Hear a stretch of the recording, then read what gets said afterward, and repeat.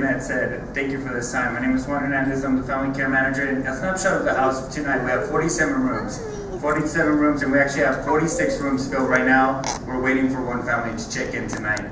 As of tonight, we have 10 families who are receiving treatment under cardiology, so that can be including the CVICU. We have 4 outpatient post-heart transplant kids that are staying with us. We have 1 that's post-lung transplant. Actually, that's backwards. So we have 1 that's post-lung transplant. We have 5 families whose kids are receiving some sort of renal treatment. We have 3 families who are in the PICU, so their kids are inpatient in the PICU and their families are staying with us at the house. Same thing with the NICU. As you guys know, the families are not, or can't stay, don't have the capability of staying at the hospital while in the NICU. So we have 8 families whose kids are in the NICU. We have 7 families whose kids are receiving treatment under oncology and hematology. We have 2 families who have received, their kids have received a stem cell transplant or a bone marrow transplant, and they're currently staying with us post their transplant. We have 1 family whose child is receiving treatment under neurosurgery. We have 1 pain management patient, and the pain management program usually goes from 6 to 8 weeks, so they stay at the house for 6 to 8 weeks. And then we have 1 child who's receiving treatment under gastrointestinal. Out of these 46 families that I mentioned to you guys, we have 3 that are pre-heart transplant, and these 3 kiddos are staying actually in the hospital waiting for their heart, and the family had to relocate and stay with us at Ronald McDonald House while they received that call that they had the heart for their child. Same thing with the liver. We have 2 families, and they're actually both out of state from New Mexico, and they're waiting to get a call to receive their liver transplant for their child. Out of our 46 families tonight, we have 17 families who have siblings staying with us. And the total count of our siblings at the house is 30 siblings at the house tonight. A lot of them actually are enrolled in school. They're trying to have a normal life, as normal as they can get. So most of them are enrolled in school. Out of our 46 families, we have 7 families that only speak Spanish, which is huge actually. Our longest family that's been at the house is 10 months. They were pre-heart transplant. They received their heart transplant. Their child is actually finally discharged and staying with them. They're actually from Oregon. And her makeup of her family, she has 5 other kids that have been staying with her, and they're all enrolled in school as well. We have 13 families that are out of state. Our families come from Hawaii, New Mexico, Nevada, Oregon, Virginia, Maryland. Typically, our families start from Hawaii, New Mexico, Nevada, and Oregon. It's a very typical makeup for us to see at the house. And with this being said, it's my pleasure. I have mentioned to you guys that there's 7 families that are receiving treatment with oncology and hematology, and I have the pleasure of introducing one of our families. I've known Melody Mainville and her family for over 4 years now, and she's been at the house 17 times throughout these 4 years. And she's here to share her story with you guys, so please help me welcoming Melody Mainville.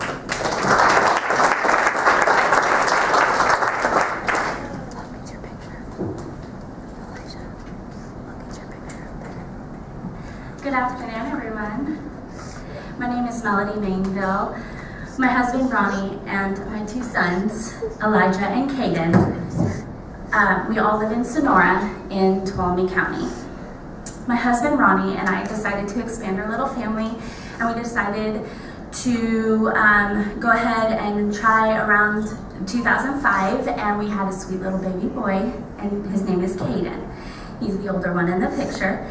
And by the time he was 3 years old, he was diagnosed with autism, and we were heartbroken by that time. In May of 2007, we added 1 more baby, and his name is Elijah. Thankfully, he didn't have autism, but we didn't realize what was ahead of us. In October of 2010, Elijah being 3 years old, both my boys had a cold, a simple sickness cold. For the next 3 hours, I went to church and came back from church, and my son had grew lymph nodes in his neck within a span of 3 hours.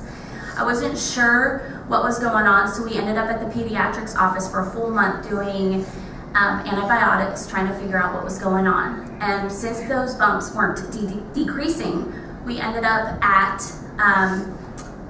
the ENT doctor. And the ENT doctor had saw a scratch, and they thought it was cat scratch fever. And so we had to rule out that possibility, so he ended up ordering a biopsy. And with that biopsy, I had a gut feeling, that mommy instinct, and I asked them to send the samples to Lucile Packard Children's Hospital.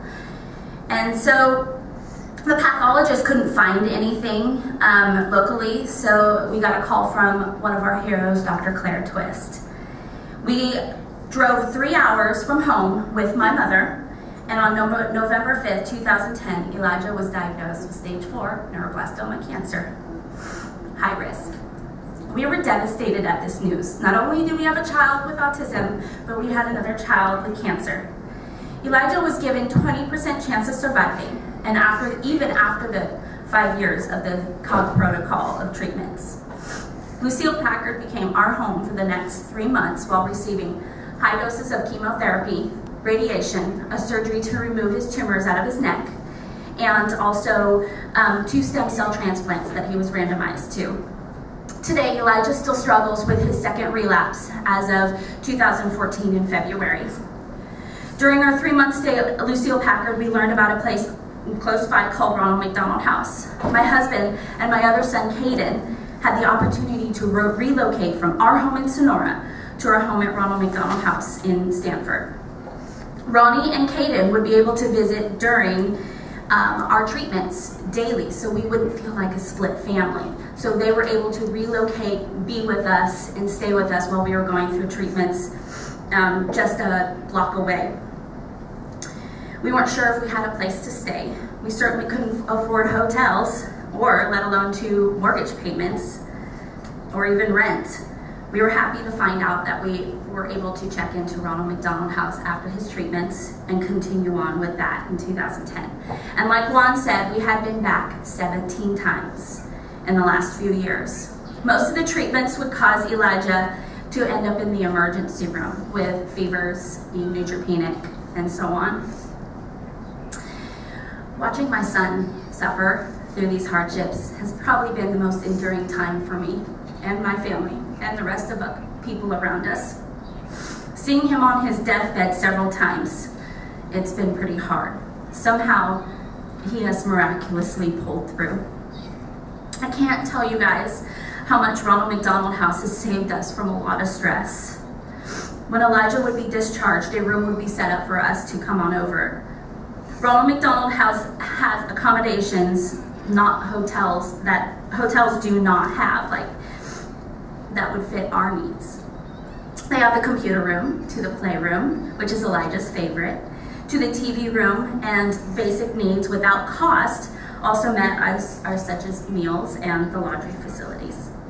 Ronald McDonald House provides many activities such as summer camp, bingo night, massages, furry friends, music, and of course my favorite, the family album project that captures our memories while we are there with beautiful portraits. Ronald McDonald House provides a family type atmosphere. And while staying here, we all become one big family. I've gotten to know some other families and we've become one big family. Ronald McDonald House is a place of rest and healing, especially for our minds and souls. Ronald McDonald House has been a place for like a sanctuary, a rescuing for a time. If it wasn't for this house, meeting those other families who understand the same situation is vital to us.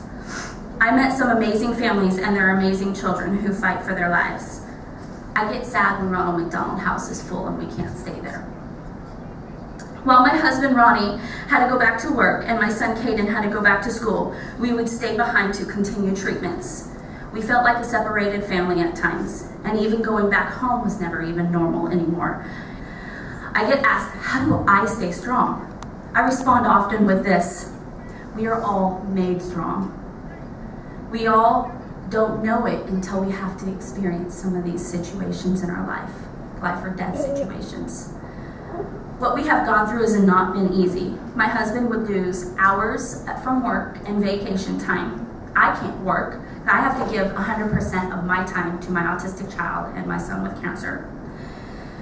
So Ronald McDonald House has become a home away from home. If I had the opportunity or even lived close by, I would volunteer for Ronald McDonald House because they changed our lives, and I want to go and help change other people's lives while staying there.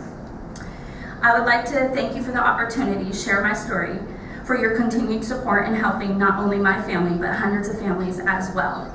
We appreciate all your love, time, and support. Once again, my name is Melody Mainville.